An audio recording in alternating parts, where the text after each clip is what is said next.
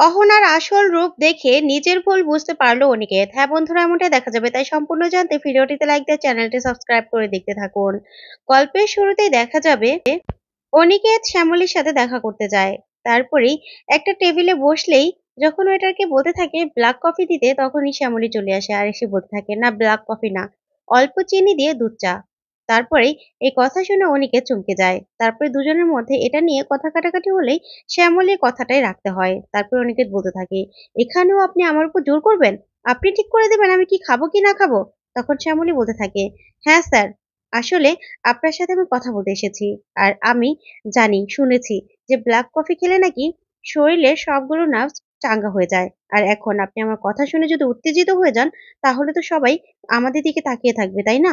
তাই বললাম যে দুধ চা খেয়ে দেখুন, ভালো লাগবে। তখনই অনিকেত বলতে থাকে, আচ্ছা শ্যামলী, বলুন তো কি বলার জন্য এখানে আসতে বলেছেন আমাকে? তখন শ্যামলী বলতে থাকে, স্যার, ফিরে আসুন, বাড়িতে ফিরে আসুন। তখন এই কথাতে অনিকেত বলতে থাকে, কি বলছেন আপনি?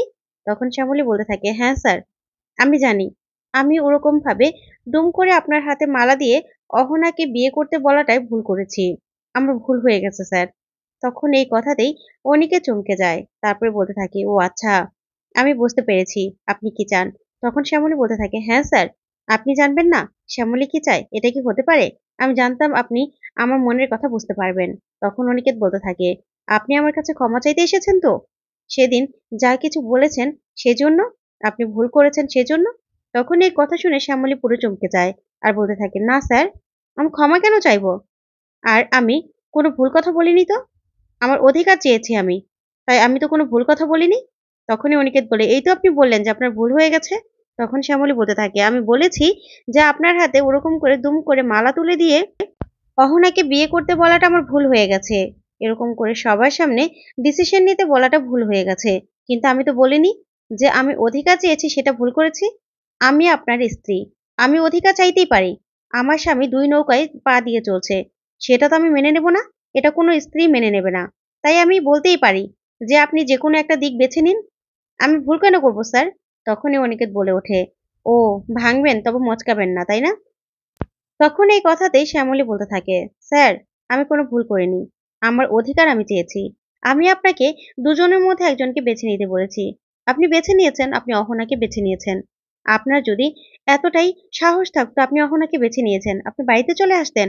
আপনি আমাকে ডিভোর্স দিয়ে অহনাকে বিয়ে করে অহনার সাথে সংসার করতেন, সবার সাথে কথা বলতেন। কিন্তু না, আপনি এরকম দুম করে সবার কথার জবাব না দিয়ে আপনি কেন চলে গেলেন? কেন আমার কাছ থেকে আপনি পালিয়ে, পালিয়ে যাচ্ছেন? কেন? কেন আপনি আমার চোখের সামনে চোখ রেখে কথা বলতে পারছেন না? আপনি আমার সামনাসামনি হতে চাচ্ছেন না। কেন স্যার? কারণ আপনি জানেন যে আমি ঠিক ছিলাম। তখন এই কথাতেই অনিকেত বলে ওঠে, ও আচ্ছা, এখন আপনি এ কথাতেও বলবেন যে এখানেও আমার দোষ?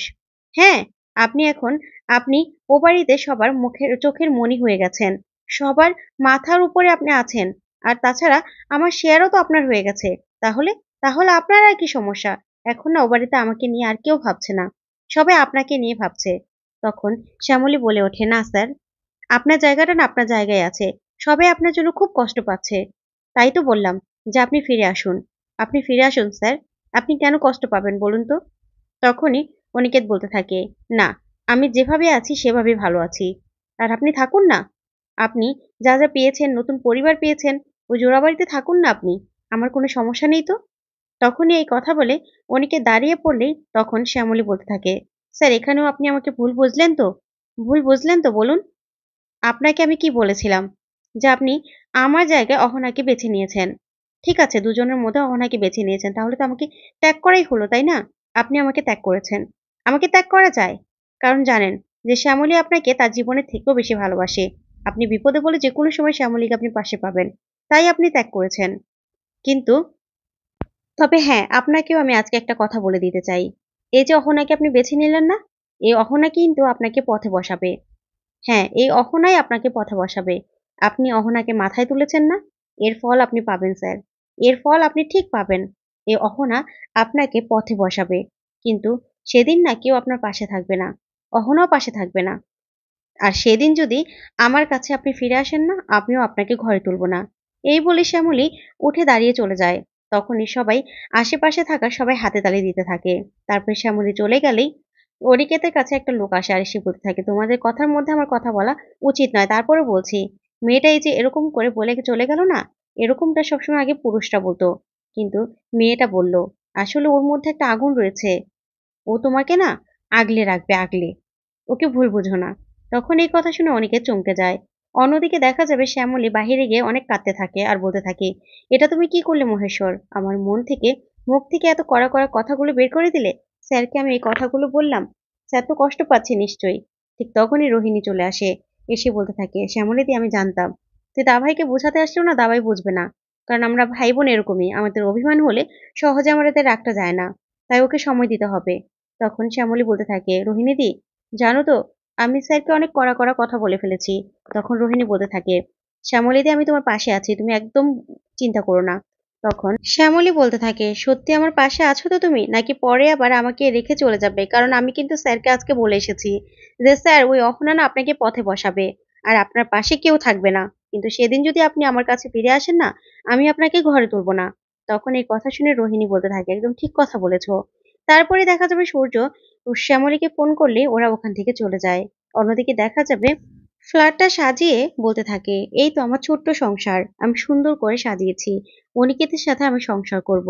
হ্যাঁ, আমি আগে যে ভুলটা করেছিলাম সেই ভুলটা এখন আর করব না। এই ভেবে খুব খুশি হয়ে যায় অহনা। তারপরে দেখা যাবে কলিং বেল বাজলেই অহনা বলতে থাকে, এই তো অনিকেত চলে এসেছে। তারপরে দরজাটা খুললে দেখা যাবে অনিকেত আসে। তখন অহনা বলতে থাকে, অনিকেত শ্যামলী কি বলল? তখনই শ্যামলীর কথাগুলো অনিকেতের মনে পড়ে যায় যে স্যার এই অহনা আপনাকে পথে বসাবে, কিন্তু আমার কাছে আসলে কিন্তু আমি আপনাকে আর ঘরে তুলবো না। তখন এই কথা ভেবেই অনিকেত বসে পড়ে। তখন অহনা বলে, আচ্ছা ঠিক আছে, শ্যামলী কি বললো কি না বললো সেটা আমি আর জিজ্ঞাসা করব না, দেখো কি সুন্দর করে আমি নিজের হাতে আমাদের ছোট্ট সংসারটা সাজিয়েছি। তখনই অনিকেত চারদিকে তাকিয়ে বলতে থাকে, অহনা এটা তো একটা ভাড়া করা ফ্ল্যাট। তখন অহনা বলতে থাকে, তাতে কি হয়েছে, এখানে তো আমরা থাকবো। তাই দেখো আমি ফ্রিজ, তারপরে আরো সবকিছু কিনে এনেছি। এই যে তোমার কার্ডটা, আমার নিশ্চয়ই তোমার কাছে মেসেজ গেছে, দেখো দেখো। তখনই অনিকেত মোবাইলটা বের করে দেখে যে ৭২,০০০ টাকা। তখন ৭২,০০০ টাকা দেখে অনিকেত চমকে যায় আর বলতে থাকে, ৭২,০০০ টাকা জিনিসপত্র কিনে নিয়েছো তুমি? তখন অহনা বলতে থাকে, হ্যাঁ, একটা ফ্রিজ কালকে এসে পড়বে। তখন অনিকেত বলে, ফ্রিজ তো আছে। তখন অহনা বলতে থাকে, তাতে কি হয়েছে, বড় একটা ফ্রিজ লাগবে তো আমাদের, অনেক জিনিসপত্র থাকবে, দেখো তুমি এরকম করো না। তখন অনিকেত বলতে থাকে, শোনো অহনা, ৭২,০০০ টাকা কিন্তু একটুখানি টাকা না, তোমার কাছে একটুখানি মনে হতে পারে, আমার এই সময় তুমি এতগুলো টাকা খরচ করে ফেললে। তখন অহনা বলতে থাকে, দেখো তুমি টাকা নেই, জোগাড় করার চেষ্টা করবে, তুমি কাজ ঠিক করবে, আমি জানি তুমি পারবে। আর তুমি বসো, আমি কফি নিয়ে আসছি। এই বলে অহনা চলে গেলেই অনিকেতের শ্যামলীর কথা মনে পড়ে যায় আর মনে মনে হাসতে থাকে। তখনই অহনা চলে আসে কফি নিয়ে। আর তখন অনিকেত বসে পড়ে। তারপরে অহনা বলতে থাকে, দেখো অনিকেত, তোমাকে আমি একটা অ্যাডভাইস দেই।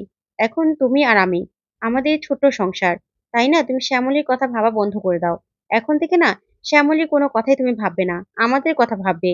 তুমি আমাদের দুজনের কথা ভাববে। তুমি যখন শ্যামলীকে ছেড়ে আমাকে বেছে নিয়েছো, তাই আমি জানি তুমি আমাকে নিয়ে ভালো থাকবে। তারপরে এই কথা বলে অহনা চলে গেলেই অনিকেত নিজের সিভি জমা দিতে থাকে সব জায়গায় আর মনে মনে বলতে থাকে, না, শ্যামলী আমাকে চ্যালেঞ্জ করেছে তো আমি এটা অ্যাকসেপ্ট করে নিলাম, আমি অহনার সাথেই থাকবো। অ্যাটলিস্ট ওর মতো সবার সামনে আমার দুর্বলতা নিয়ে আমাকে অপমান করবে না অহনা। অহনা আমাকে কখনো ছেড়ে যাবে না, আমি অহনাকে নিয়ে থাকবো, আমি শ্যামলীর কথা আর ভাববো না। এই ভেবে অনিকেত এই কথাগুলি ভাবতে থাকে আর মন খারাপ করে বসে থাকে। তো বন্ধুরা, আজকের আপডেটটি কেমন লাগলো অবশ্যই কমেন্ট করে জানাতে ভুলবে না। আর পরবর্তী আপডেট পেতে অবশ্যই চ্যানেলটি সাবস্ক্রাইব করবে। ধন্যবাদ।